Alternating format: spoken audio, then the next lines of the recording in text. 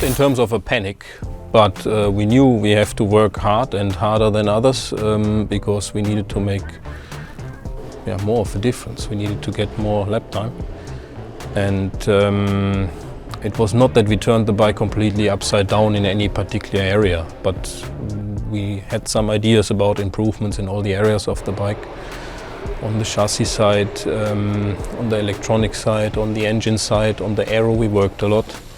But it was really hard but controlled work and effort in all the areas. How we evolved during the winter until now, the bike, it is quite different.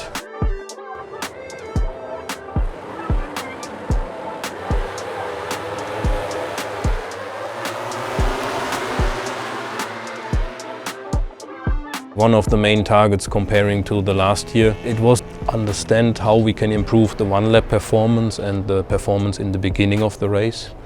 So when you have good grip from a tire, how to make it usable grip and to put this into lap time and not fighting the grip.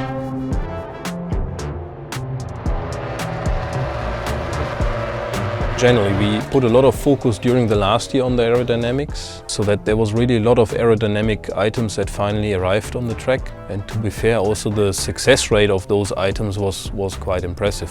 Many years ago, people were mainly focused on the drag, then more on the downforce on the front to control the wheelie. And the last, because it's the most complex part, is the cornering, so when the bike is really at high angle. It is, I think, now a package nicer to ride than last year, much easier to ride than last year.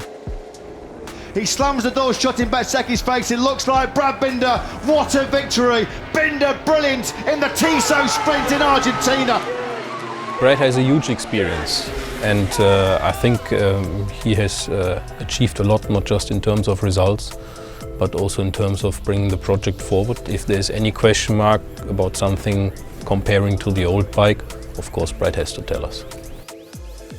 In the past we have been struggling with riders coming from other manufacturers, and it depends how your riding style is, if it fits better or worse. When you have a riding style like Jack, we could find a match quite soon.